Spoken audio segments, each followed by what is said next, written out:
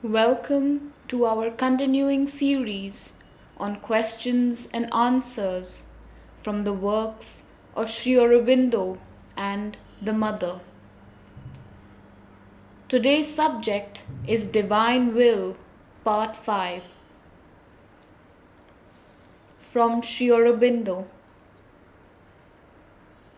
There is a secret divine will, eternal and infinite, omniscient and omnipotent, that expresses itself in the universality and in each particular of all these apparently temporal and finite, inconscient or half-conscient things. This is the power or presence meant by the Gita when it speaks of the Lord within the heart of all existences, who turns all creatures as if mounted on a machine by the illusion of nature. This divine will is not an alien power or presence. It is intimate to us, and we ourselves are part of it. For it is our own highest self that possesses and supports it. Only it is not our conscious mental will. It rejects often enough what our conscious will accepts, and accepts what our conscious will rejects. For while the secret one knows all and every whole and each detail, our surface mind knows only a little part of things. Our will is conscious in the mind, and what it knows by the thought only. The divine will is superconscious to us because it is in its essence supramental. And it knows all because it is all.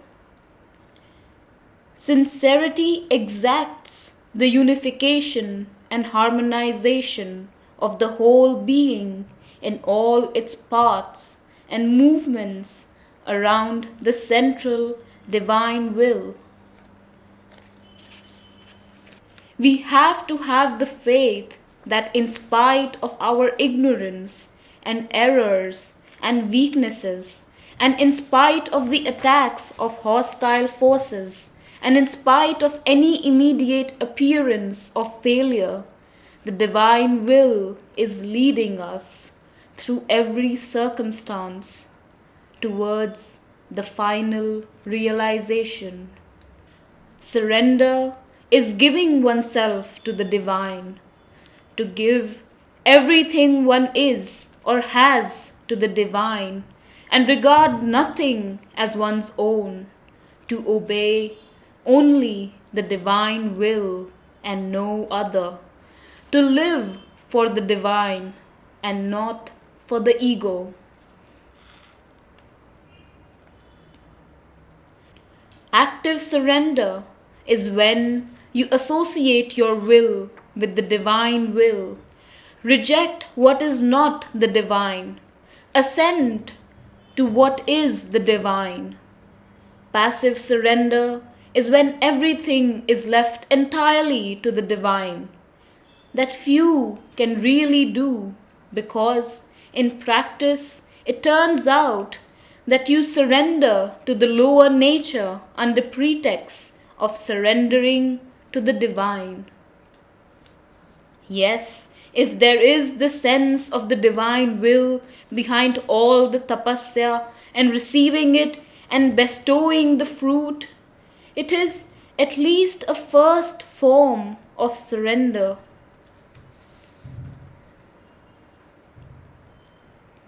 To be free from all preference and receive joyfully whatever comes from the divine will is not possible at first for any human being. What one should have at first is the constant idea that what the divine wills is always for the best, even when the mind does not see how it is so. To accept with resignation what one cannot yet accept with gladness, and so to arrive at a calm equality which is not shaken even when on the surface there may be passing movements of a momentary reaction to outward happenings. If that is once firmly founded, the rest can come.